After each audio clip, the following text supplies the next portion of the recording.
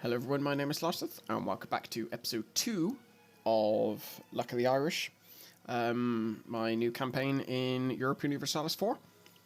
In the last episode, we made quite a lot of progress, actually. And then my bloodlust got the better of me at the end, and I declared war against Thomond, which we're just waiting to siege down their capital. After that, we will quite quickly go after Cork. As soon as, essentially, I mean, largely, I guess, depends on manpower, which is fine. Quite how Cork have managed to field 7k troops, I'm not sure. Given how much development have they got? They've only got 10. We started off with... well, actually, no, I suppose that makes sense. We started off with a force limit of 7, and we had 11 development, I think.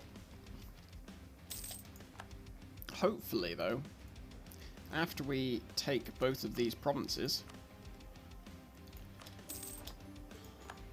our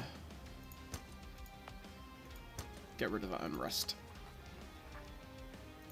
Yeah, hopefully after we take both of these provinces, yeah, our force limit's gone up by 1. A whole 1. Oh well. Never mind. So, what we're waiting for at the moment, we'll bide our time a little bit. Wait for these, for our manpower to go up slightly. And we will also... Clergy gaining influence. We'll also wait for military tech. I don't know how close they are. They're 3-4-3. We're 3-3-3. Actually, we'll get on Diplotech now. There's no reason not to. Yeah, we'll get our military tech. Because they should be near theirs as well, unless they bought recruited multiple generals. Yeah, Ulster have become vassal of England. So... we should be, yeah. I mean, we are ahead of Cork, but I thought, or Desmond, sorry. I would have thought we would have been slightly over though. Oh well. I would have thought, sorry, they would have caught up with us. Let's get us one more infantry.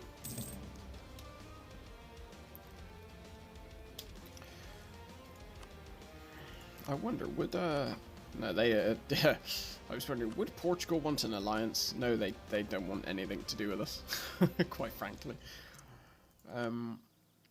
Let's improve relations with England some more. Ooh, lovely. Let him go with his heart, where his heart wishes. That is just what I want him to do. Right, you come here. Does this have any river crossings? No, it does not. So after these cores are done, we will probably go to war with Desmond for this last province, and then after that, we'll just sit back and bide our time and think about what we're going to do. Scotland are allied with France, so initially I would have thought that we could maybe start fabricating some claims that on Scotland. But it doesn't look like that's going to happen now. So, other than that, Limerick is considered part of our patrimony. Connaught, brilliant. So which we gave Kildare to nobility last time because it's got quite a decent amount of manpower. So we'll do that again. Remove Desmond from the map. Sure, why not? We were going to do it anyway. Why not just make it slightly faster? But yeah, at the moment we're not really doing anything else, are we? Let's get... I want to make sure I win this fight. So I'm just going to get a few more troops. And we will take Cork. Glorious. That's what we want. Stack wipe, and then background to siege it down. Detach our mercenaries, send them home, disband them. Bob's your uncle, fans your aunt. Easy peasy. So yeah, we need to look for new routes of expansion then, in which case. And it isn't going to be into the continent. Because essentially now, I think I'm probably going to take my first idea. I think is probably going to be exploration. Just because I want to start getting overseas. Unless anything changes with Scotland and France. Like, if they no longer have an alliance, then I would go to war with, I'd try and expand into Scotland, but that doesn't look like that's going to happen, to be honest.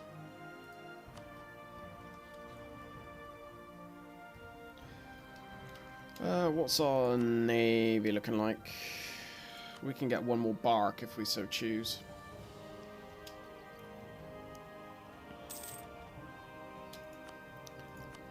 You know what? Should we do that? Let's just do that. Normally I'm a bit anal at keeping these numbers at, like, even.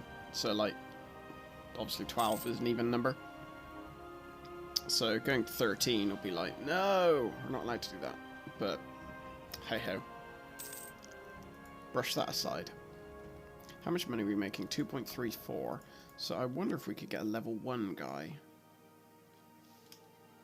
How much is he a month? 1.15. I'm going to go for him. Gives us more admin and also yearly inflation reduction, because I think our inflation is probably, yeah, it's quite high.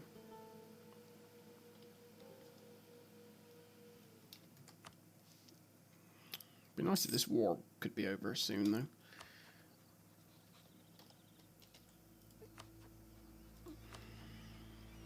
Slightly weird that England have got a truce with Ulster, despite them being a vassal. I guess it's because they technically broke their alliance to become a vassal. Looks like England are actually, unfortunately, got quite a strong position in this campaign. In that they've actually had the sense to ally Austria. But then if Austria don't... Sorry, I need the admin points. If Austria don't do particularly well, then that won't mean anything. I mean, it's a stupid thing for Austria, because Great Britain never help. England, or whatever they are, Great Britain, never help in continental wars. They just sit back and wait for everyone else to sort of get slaughtered and whatnot. Sitting on their island, getting all sort of uppity. Ooh, right. Select mission, protect trade, North Sea. Go, little one. Come on, this one's got to be over soon.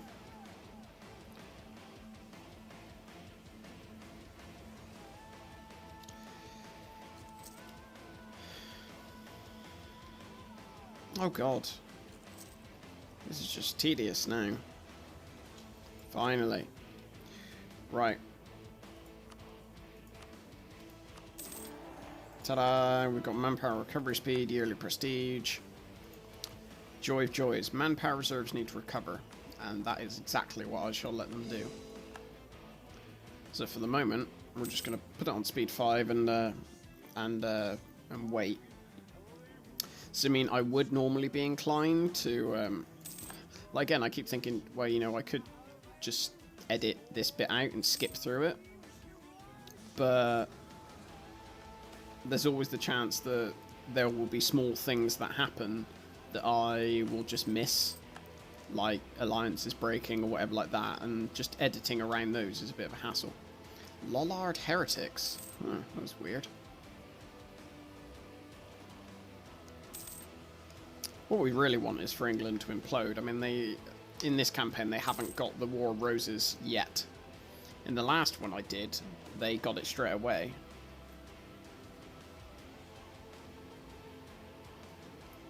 I quite like the mercantilism at the moment. Especially seems I lost, I think, one earlier. Yeah, I did. So I got 11 now. I quite like the idea of an Irish colonial game. So, I mean, I'm thinking we might do that. I mean, if I was being, like, what I could do is... I mean, if you really wanted to do true sort of Exodus game, I would have, like... I could release all of these as a vassal. And then move my capital over to North America. That would be sort of a true Exodus game. But I don't know if I want to do that. I'm not sure. I think I probably won't. I suppose the thing is, if I put all these vassals as vassals again, that'd be 1, 2, 3, 4, 5, 6. So, because you have to have one or fewer provinces before your capital can be moved over to another continent. So if I did that, that would probably cause me quite a lot of issues, because yeah, I'd be my capital would be over there, but I'd almost certainly lose all of these provinces because they'd all rebel, because their strength would be bigger than mine, I would imagine. So I think I might just do a more traditional approach to it, and just do a normal sort of colonial game. Unfortunately, though, that means it's quite boring for a while. Sadly. Let's set up a spy network in Scotland. Might as well. We've got a guy just sat there, there's no reason not to.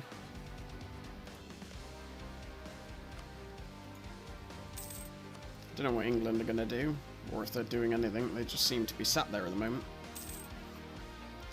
Which unfortunately doesn't make this a very exciting gameplay. What's going on in the rest of the world then?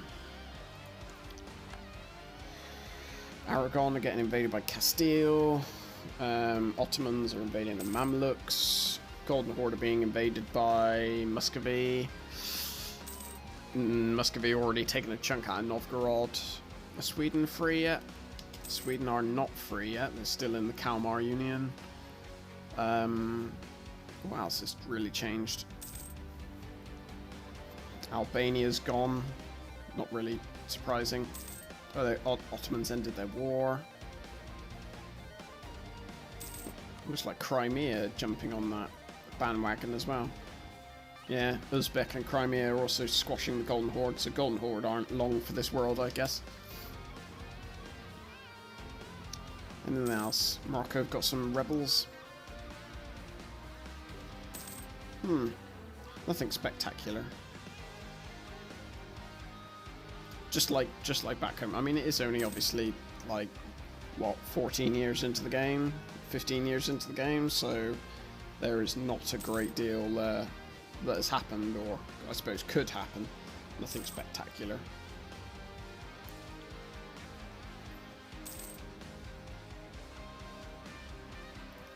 So far, I'm liking the changes that they've put into Mare Nostrum, though. Especially the spy networks. I think that one's probably one of my favourite changes. One of my least favourite will probably be corruption, to be honest. Just because it punishes you for being... I mean, I know it's an anti-blobbing sort of mechanic, so the bigger you are, the more money you have to pay. But I'm not entirely sure I agree with it, in that it just seems like it seems more of a flat punishment rather than anything that is sort of... It's not like a punishment that's wrapped in sort of a cool mechanic. It's just a, you are big equals pay more money, basically. Which is a bit silly in my opinion.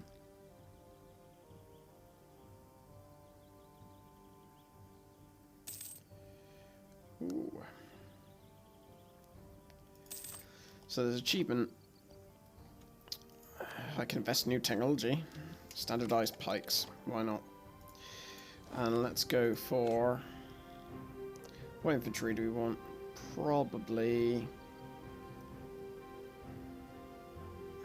we're going to be attacking probably rather than defending in most Well, not anymore, I imagine. So we'll go for longbow at the moment, I think. Sort of the more even one. I completely forgot what I was going to say. It's completely gone. That's a bit disappointing. Maybe old age is creeping up on me. I had my 26th birthday a few days ago, and until about a week before, I'd completely forgotten it was coming up. Which is a bit funny.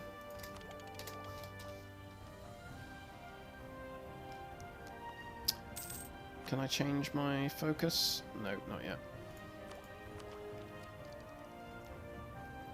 God, this is going to be a whole lot boring. Let's look at what achievements we can get while that's going in the background. I doubt I'm going to go for any of these. I mean, I suppose technically that is possible. Will your trader belong to us? Just not likely. Blackjack, possible, but not likely. Most of the ones I can think. Corrupt the officials in a rival country. I think that's probably quite possible. That's a new one for Mare Nostrum. Is that Father Ted? That looks like Father Ted. He's come back from beyond the grave to grace us with his presence in EU4. If anyone outside of the UK hasn't seen Father Ted, it's absolutely hilarious. So, I think, is it BBC? I think it's a BBC show. Or it might have been Channel 4, I can't remember. Yeah, so look at the Irish. This is the one we're going for. Networking. 100-point spy networks in 3 rival nations. Once it starts getting to the state where we have more permanent... Oh, brilliant. More stability, please. Once it starts getting to the situation when we have more sort of permanent rivals, like the rivals that aren't going to just last for like one war and then they're gone, that'll be quite easy to get. What else do we want? We'll probably be able to do the White Company. That's a bit of a strange one. I don't think I'm going to do that. Time Bandit we'll almost certainly get. What else? I think that's probably it. Not a huge amount. So yeah, we got our admin tech 4, so we can at least build some more. Well, not some more. We could build some temples now, which will increase our various force limits, as well as giving us more money. Luckily, pretty much all the provinces in Ireland, apart from all of them apart from Kildare, are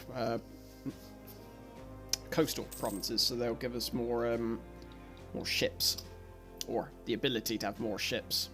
And already you can see we've got quite a decent amount of sailors. What's our naval supply limit?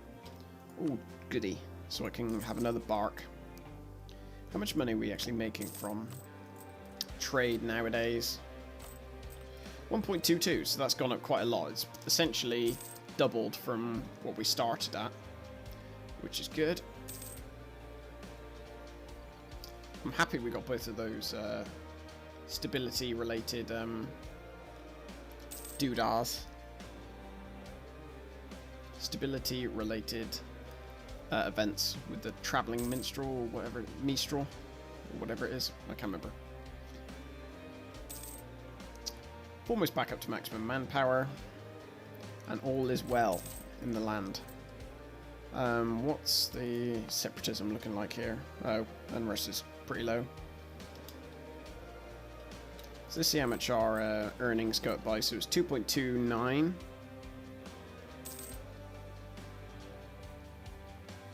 Hey, went up by a decent amount. Did I just get kicked out? That's not great. Support rebels. Oh, okay.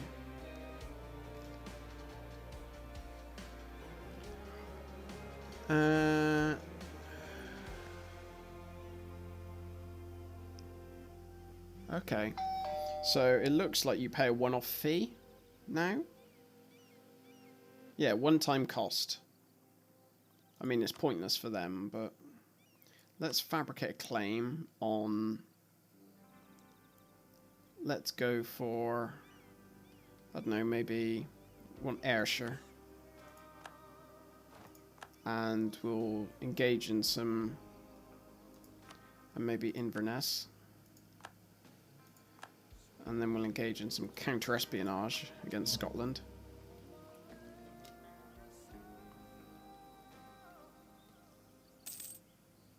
And I think... What could I do? How much money would we save by reducing our army maintenance? Quite a lot, so I think I will do that. And that will give us... Oh dear. Our advisor has died. Stability cost modifier and national tax modifier. So basically what I want to do now is make sure I have temples in all of my provinces. And hopefully, yeah, it's increasing it's increased our army force limit at least. And just start expanding a bit. Why you no fun? A war with Scotland and France. So I wonder.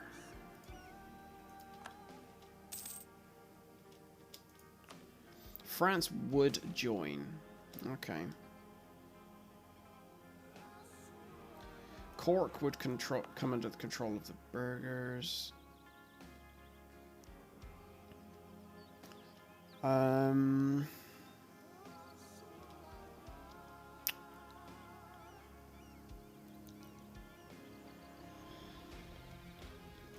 Sure, why not?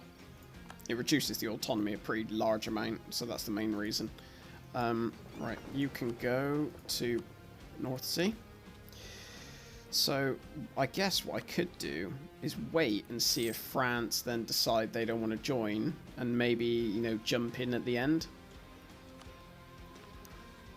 I want military access. Please, Ulster. Wow. Because what I could do is... England are probably going to fully annex stuff, though. We'll see. What I'm going to do... quarantine the port and let them die. So, yeah, sorry, I'm rambling. What I'm going to do is see how this war goes, and there's a small possibility, at least, that at the end of it, I might even be able to jump in on Scotland whilst the war is still going on and maybe take a province, but that doesn't look like it's going to happen. Because what are England going for? They are going for English conquest of Lothian. So they're going for Lothian, but it wouldn't surprise me if they take Ayrshire as well. Oh well, we'll find out in the next episode, I guess. In the meantime, thank you very much for watching, and I will speak to you next time. Take care.